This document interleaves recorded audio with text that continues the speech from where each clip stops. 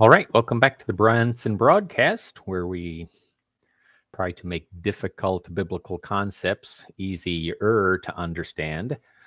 Nothing about the Bible is easy to understand, but or very few things. But anyway, we're trying our best here. So today we're going to talk about the days of Genesis.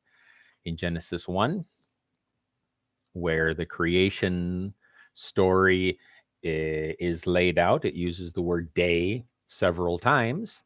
And there are two schools of thought about that, basically. One is, are they literal days?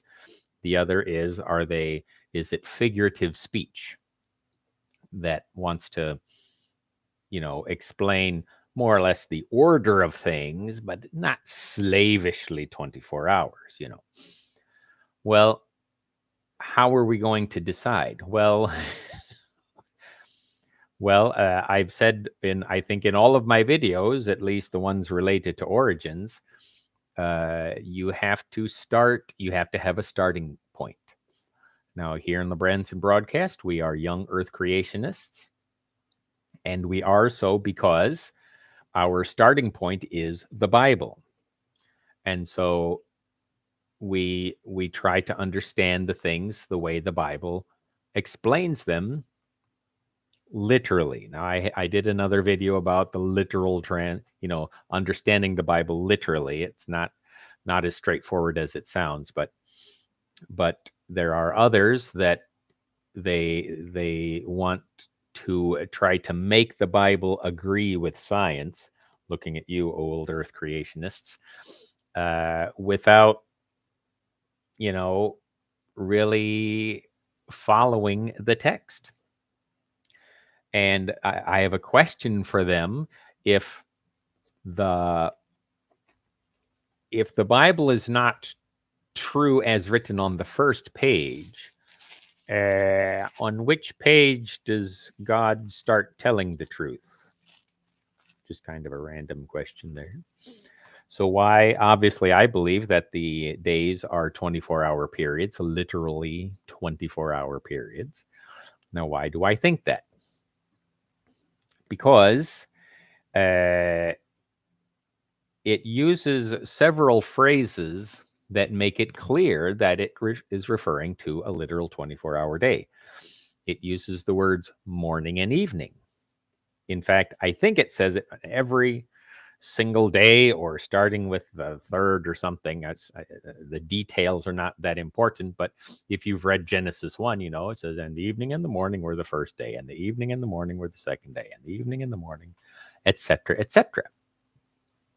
So it says the evening and the morning. These don't make any sense if you're talking about thousands or million-year periods,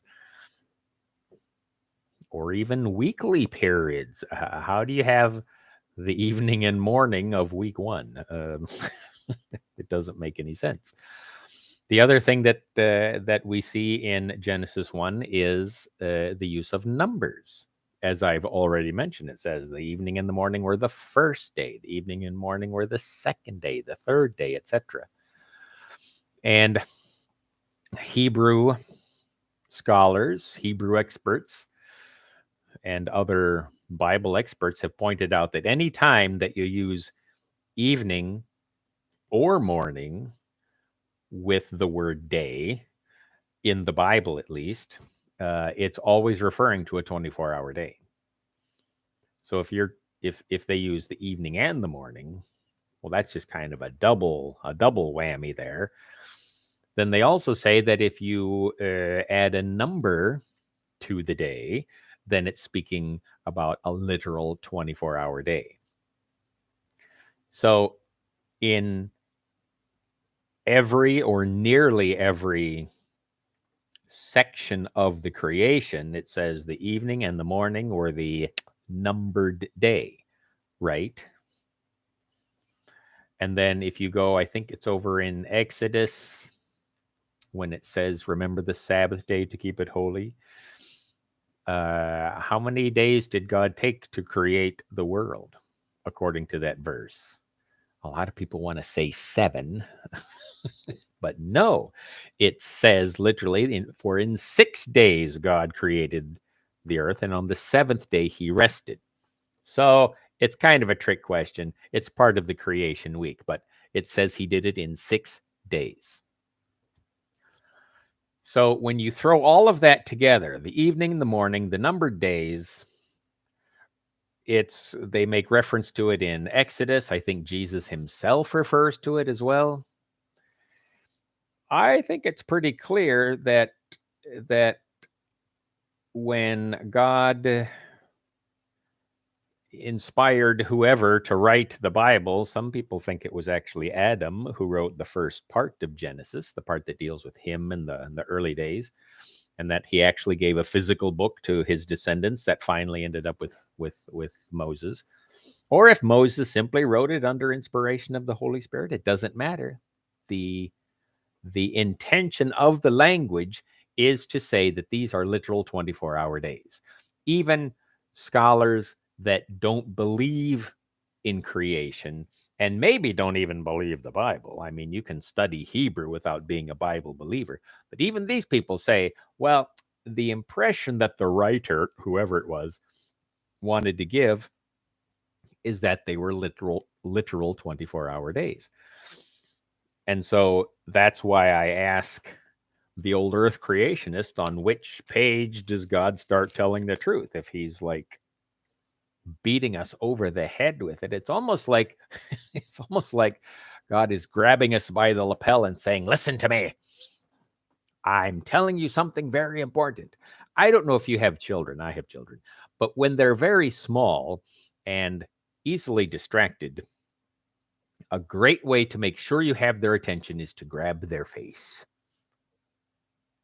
If you want to tell them anything, positive or negative, if you want to grab their face nicely, you just put your hands around them so they make sure that they're looking at you, and you say, I love you. And you watch their face light up. Or if you want to grab their face and say, listen, grandma's coming, so you need to go clean your room. Oh, clean my room. All right. So get their attention and make it very, very clear. So here I see God making it very clear to people who still don't get it that he is talking about literal 24-hour days.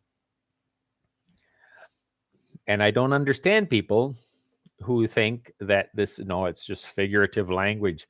For me, figurative language, and we'll probably talk about this another day, is what we see in chapter 2, which is also a creation account. But it seems to me like it's just, they're talking, whoever's writing is just talking about the early days,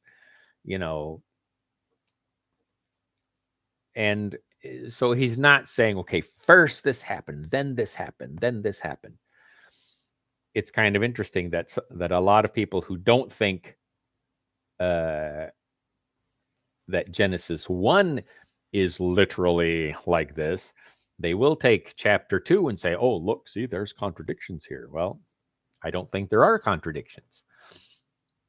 I just think it's just a little bit more general in chapter 2, like I said, but we'll probably talk about that another day. But for me, it's very clear that God is grabbing our attention and saying, listen, I am serious about this. I did this in 24-hour days. And if you believe in a God that can create the entire universe as big as it is, well, is it that hard to believe that he did it in 6 days? It's not that hard, really, when you think of everything that had to happen. Well, if he can do it, in fact, there was a heresy centuries ago. Somebody said, well, God is so powerful, he probably just created it like this in an instant, and everything was ready.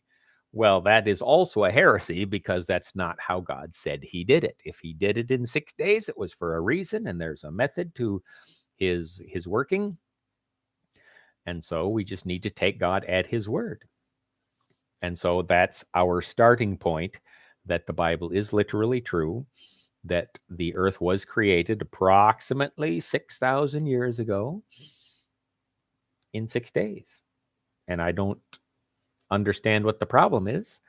unless you're an old Earth creationist that wants to start with science, the naturalists I'm talking about, that say, yes, the universe is 14 billion years old and etc. And so then the old Earth creationist says, okay, I need to take their starting point and cram it into the Bible.